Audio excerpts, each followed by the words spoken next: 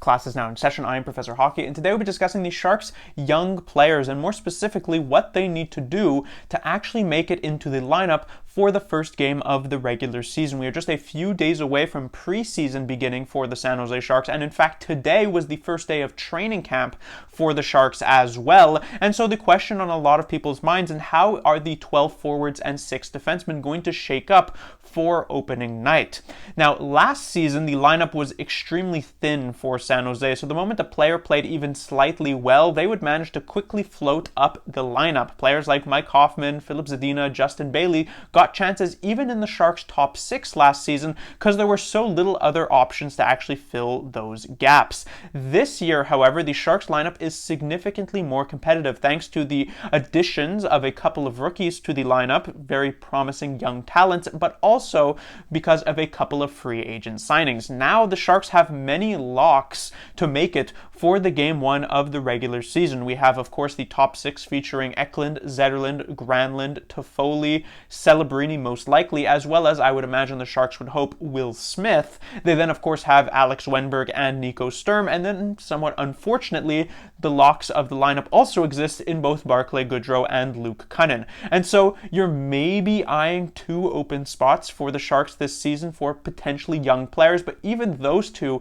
may very well be filled by both Ty Dellandrea and Carl Grundstrom. So if you are one of the young players that I have written on this board, you really have to make a very good case for yourself to actually manage to find yourself in the Sharks starting lineup for that first game of the regular season. And we start off here with Klim Kostin. He's probably a bit of an exception here on the board, primarily because of the fact that he is a good bit older than anybody else here. He's 25 years of age, which means, unlike all of the other players who could still theoretically have some room for growth and for development, Kostin is pretty much a what you see is what you get type of situation here. You're probably not going to get much better than, let's say, the type of performance he put up with the Edmonton Oilers a couple of years ago. However, that is not to say that he is an unlikely choice for the Sharks lineup. In fact, he may very well be the closest to actually making it for that first game of the regular season, primarily due to the fact that he was not only quite good down the stretch for the San Jose Sharks, so he is already a bit of a known commodity, but he also has the size, which is something that is lacking amongst a lot of the other players on this board. Kostin has that size, and we know that Mike Grier is a big fan of that. Just this past entry draft, I don't believe Grier drafted a single player below 6 feet tall, so clearly that's something that the Sharks are targeting, and it's something that Kostin has in spades. Now, what does he actually have to do to protect that spot in the lineup? Well, the first thing that should be noted is it does kind of depend on which slot does open up. I talked about the Sharks' top 6 being a lock, but realistically, Will Smith is kind of on the border. As I mentioned, the Sharks probably hope that he can fill into a top 6 slot, perhaps as a winger in that situation, but if he's unable to hang around there, the Sharks will most likely end up using him as a third liner, which means technically there is a slot available in the Sharks' top 6. Kostin, while he was a top 6 player for San Jose near the end of last season, as I already mentioned, that's more so due to a lack of better options. This year, when there might be a higher level of talent for San Jose, it's not going to be as easy for Kostin to just fill in there, and I don't know if he actually quite has the talent. So if it is going to be a top 6 slot, we would have to see an increase in offense for Kostin to be able to nab that. On the other hand, if Will Smith does fit into a top 6 role and instead it is a bottom 6 slot available, Kostin does have a slightly better case from an offensive perspective. Still a couple of minor improvements that do need to be made. The first of which is to actually use his size to his advantage. Kostin is a bit of a skilled player, right? He goes for these more skilled type of plays that you would expect from slightly smaller individuals on the ice. You want to be able to see Kostin crash the net, use his body, win those battles along the boards, and really grind down opponents. It wasn't something that we saw all that frequently last season. Perhaps he wasn't in the situation to do so because playing on a line with both Granlund and Zetterlund for a decent chunk of those games, that's not exactly what you're going to be looking for. But on a third line where you might be with like a Wennberg and a Luca Cagnoni, that's more so the style you're going to have to play and something Kostin is for sure going to have to get used to. What the Sharks will also be hoping to see from Kostin is some more disciplined play. Last season, in the 19 games that he had with the San Jose Sharks, he put up 15 penalty minutes, though 5 of those was on a major. So it is 5 minor penalties over a 19-game stretch. And that might not seem like a lot, right? 5 minor penalties in 19 games, that's not the end of the world. But when you put that over a full 82-game season, that's actually 21 minor penalties, which would have put him second on the entire team, only behind Kyle Burrows in terms of that ranking. So as especially a bottom six player, you do not want to hurt the momentum of the San Jose Sharks by taking these undisciplined penalties, as it really just throws a wrench into plans. Not only do you now have to defend for the next 2 minutes, and there's a very real chance the other team is able to score a goal, but it also throws off your ability to roll your lines correctly, because now you have to play 2 players who one's on the second line, one's on the fourth line, and it basically just kind of messes everything up. So Kostin definitely needs to work on the discipline, but as I already mentioned, he is definitely one of the front runners to be in the lineup for that first game. The other front runner, and who I personally would have as my choice, is Thomas Bordeleau. Now, like Kostin, Bordeleau did play down the stretch for the San Jose Sharks, and he also was quite good. Played more so in a third-line role, but where he really did excel was actually on the Sharks' power play. I've mentioned in the past that the Sharks' power play even has sort of low talented as it may look on paper, was actually quite effective for the team in the last month or two of the regular season, and Bordeleau was definitely a very big part of that. Going into this next season, what he's definitely going to need to have to target is probably his offensive play. Sure, you would love to see the defense improve. It's not necessarily all that great, and you kind of, like with Kostin, want to see also more disciplined play, but what's really going to separate Bordeleau from the pack is the ability to generate offense. If he could actually find himself a spot in that Sharks top 6, or as a scoring energy player on that third line, that's definitely more the niche that Bordeleau would actually fill into. One thing that does work in Bordeleau's benefit is that he is someone who is willing to crash the net to actually get these goals. He might not look so on paper. You might think that a small skilled player like Bordeleau would be avoiding that type of play, but we saw the success come on the power play where he was the one playing a lot of the times in the slot and in front of the net. He's willing to take a few hits to get boxed out to get these goals for San Jose. So that's definitely something that will work in his favor. On top of that, Bordeleau is a center, which is something that Kostin does not have, and while I don't expect Bordeleau to actually play center, as the Sharks have a lot of different options, what that does give us as an advantage is actually his ability to take faceoffs. Teams absolutely love now having 2 players on the ice at all times who are able to take faceoffs, because getting kicked out of the draw is a pretty common occurrence. And so to have him, let's say, on a third line with Alex Wennberg, he draws up for the faceoff, he gets kicked out, to have Bordeleau come in and have a greater than 50% chance of actually winning that draw is very good. So for Bordeleau, I could definitely foresee him managing to make the team. Next, we have Danil Gushchin. Now, he's in a very similar position to Bordeleau, but what works against his favor is that, unlike Bordeleau, who had a good chunk of games at the end of last season to prove himself, Gushchin wasn't afforded that opportunity. He only got to play a couple of games, and those were the last 2 games of the season, if I'm not mistaken. And while he put up points there, the Sharks as a team had pretty much already checked out of that year. They were pretty much done by the time those last couple of games rolled around, and so Gushchin didn't really get the benefit of his teammates playing all that well with him. But in the very, very few games in the regular season that he has had at the NHL level, he's actually managed to put up points. So there is definitely some hope that he can do that.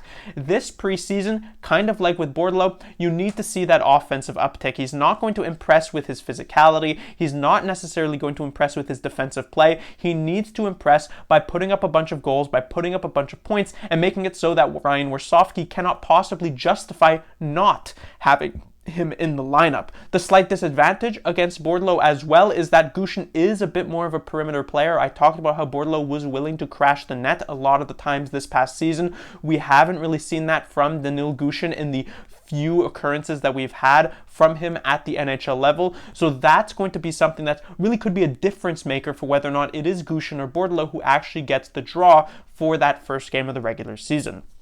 Then we move on to Colin Graf. Graf was a player who, like the previous names, did play some few games for the San Jose Sharks this past regular season. He was signed out of college. There were a bunch of teams, over a dozen teams, that were interested in bringing him on, but as we have seen in the past with players like Henry Thrun, players these days, young players, like to come to San Jose because it is a setting in which you can prove yourself and actually move up a prospect depth charts. Against other teams that are already playoff squads, it's going to be very difficult to break into those lineups because it's very much established, but on the San Jose Sharks, where things are a bit more up in the air, you have a higher chance, and so that's definitely why Colin Graf wanted to come over, and it's why he managed to get those few games at the end of the regular season. Now, he did not look very good in those games. He wasn't terrible, but he certainly didn't make a name for himself, which is why I personally didn't really have him with all that great of a shot of actually making the team this year. However, that did change over this last week or two with the rookie face-off tournament. He played in the first 2 of those 3 games in the rookie face-off tournament, and he was one of the Sharks' better forwards. Now, you could say because he has that NHL experience, he had a massive leg up against a lot of the other players there, and that is definitely a true statement, but the fact is that he can't necessarily control that himself. All he can control is how he does, and he played very, very well at the rookie face-off tournament.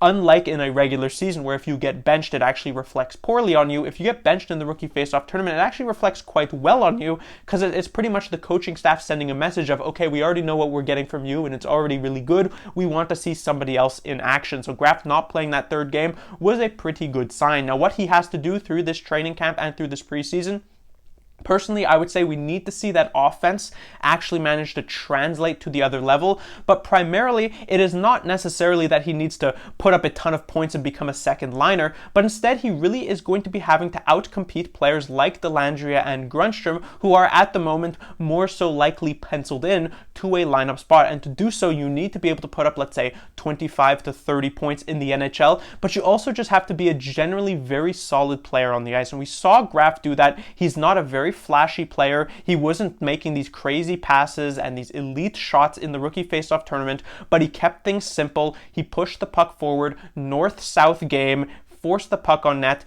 just generally create offense in the offensive zone, even if it isn't those elite grade A chances. And when you do that, your team benefits because, of course, you're playing in the offensive zone. So really, it's going to be about outcompeting those couple of other younger players who might have a leg up already due to the NHL experience. It's a bit of a stretch whether or not Graf can actually do that, but there is a chance. Then we get to Ethan Cardwell, who's in a very similar situation to Colin Graf. Now, unlike Graf, Cardwell does not have any NHL games under his belt, but what he does have as an advantage is experience at the professional level over a full season. He played an entire year with the San Jose Barracuda, and he was actually quite good. He was one of the Barracuda's leading scorers. In fact, he was one of the better players in the entire AHL in terms of rookie talents, and Cardwell, like with Graf, had a very good showing at the rookie face-off tournament. He also got benched for that 3rd game because the Sharks were already satisfied with what they had seen. On top of that, I think what Cardwell has as an advantage is that he's also even a slightly harder working player. It is rare that you actually see a player who works as hard as someone like Ethan Cardwell. It's something that shows off immediately on the ice when you actually see him as a player. And so he actually does have a lot of advantages here. If I were to have to choose between Cardwell and Graf to actually get into the lineup, I personally would choose Cardwell. But the major issue for him is whether or not that offense is actually able to translate to the NHL level. He put up 20 plus goals in the AHL last season, 40 plus points. That's all well and good, but like I said, to get over a player like Dellandrea or Grundstrom, you need to be putting up at least, at a minimum, 25 to 30 points, and it remains to be seen if Cardwell is actually able to do exactly that. Then we get to Quentin Musty, who's honestly the biggest wild card here because it didn't seem very likely that he'd actually be able to make a case for making the team. It seemed as though that he would have to unfortunately head back to the OHL for this next season, but Musty certainly tried his best at the rookie face-off tournament to show off what he is capable of. He was given all 3 games, and while the first one wasn't necessarily fantastic, the second game saw him put up a hat trick, and the 3rd game saw him be probably the best player on the ice for the San Jose Sharks, or at the very least, one of the best players on the ice. So for Musty, like Cardwell, it is going to be about trying to translate that offense to the highest level, to the NHL level. But on top of that, what we're really going to be looking for from Musty is a certain level of consistency. This was actually an issue that he had at the Rookie Faceoff tournament, where there were multiple shifts, and with Musty was truly a dominant force on the ice. He was able to just take pucks away from players on the other team with ease, about like 60% of the time. But then there were other shifts, and with Musty was just incredibly ineffective, and not in the general case where like, oh, well, he didn't generate any offensive chances, but he was still pretty good. Musty was more or less invisible on a few of these shifts. They were few and far between, and generally he was still quite good for the San Jose Sharks, like I mentioned, but that's not what you can actually do if you want to hang around in the NHL. You need to be consistently, at the very least, solid to actually get a spot in an NHL lineup, especially if you are going to be playing as a bottom six talent. So Musty, something very much to work on through this training camp and preseason if he wants to at the very least get a 9-game stint in the regular season this year. Now we move on to defensemen here, just a couple of names, the first of which is Shakir Mukhamadullin. Now, interestingly enough, his inclusion in the lineup next season doesn't necessarily depend so much on what he is able to do, but instead on what a different player is able to do, and that player is named Matt Benning, because it feels as though the Sharks have a pretty much locked down top 5 for their defense this next season. Ferraro, Ceci, Wallman, Ruda, and Thrun. I doubt, barring injuries, that any of those 5 players are actually to step out of the lineup, which means it is that last spot on defense that is up for grabs. Currently, it seems like Matt Benning is the primary candidate to fill it, for the major reason that he is a right-handed defenseman, so that would give the Sharks a 3-3 setup. But the major question for Matt Benning is that he was injured for the majority of last season, and Benning wasn't necessarily an amazing player prior to his injury, and we have seen many times in the past that these long-term injuries can really have a major effect on a player's level of play. So if Benning is, for once, not fully healthy, or for 2, not playing particularly well, that is a chance for Mukhamadullin to actually get a lineup spot. And really that then comes down to both him and Marc-Edouard Vlasic, the 2 most likely defensemen to fill in if Benning is indeed stepping out of the lineup. Now, I would imagine the immediate advantage is in Vlasic's corner, for the one simple reason that Vlasic is a veteran, and most NHL coaches will go with a veteran player over a younger player 9 times out of 10. With that being said, what Mukhamadullin does need to show at the NHL level is the ability to translate some of that offense. We know he is supposed to be someone who is not necessarily an offensive defenseman, but someone who can bring a bit of a two-way game and still be quite good offensively, and to repeat some of these solid defensive plays that he actually did in the very few games that he had last season. Quinn put a lot of faith into Mukhamadullin in the 3 regular season games he got last year. He had over 21 minutes of ice time averaged out over those 3 games. That's something that Mukhamadullin was able to handle decently well, but being able to do so over a full NHL regular season or a partial NHL regular season is an entirely different question. So kind of like with Musty, you're going to be wanting to see some consistency as well as just some solid play on the back end from an offensive and defensive perspective. And then the final player to talk about is, of course, Luca Cagnoni. He was very much a dark horse coming into even the Rookie Faceoff tournament for the San Jose Sharks. In my Q&A video, I talked about how it felt as though it was more likely Cagnoni would head back to the WHL than actually make his pro debut. But he made a great case for himself at the Rookie Faceoff tournament. He was one of the Sharks' best players over a full 3-game time span. He played all 3 games. He was the Sharks' #1 defenseman during that time. Some great plays from an offensive perspective, but also from a defensive perspective as well, which was a bit of a worry for him as a player. And so now the general rumor is that he is going to make his professional debut. Now, whether that ends up in the AHL or the NHL is still technically up in the air, even if it is much, much more likely to be a San Jose Barracuda debut. But we don't want to rule out the possibility that the San Jose Sharks could be in his future, no matter how unlikely that very well might end up being. Now, what does that require?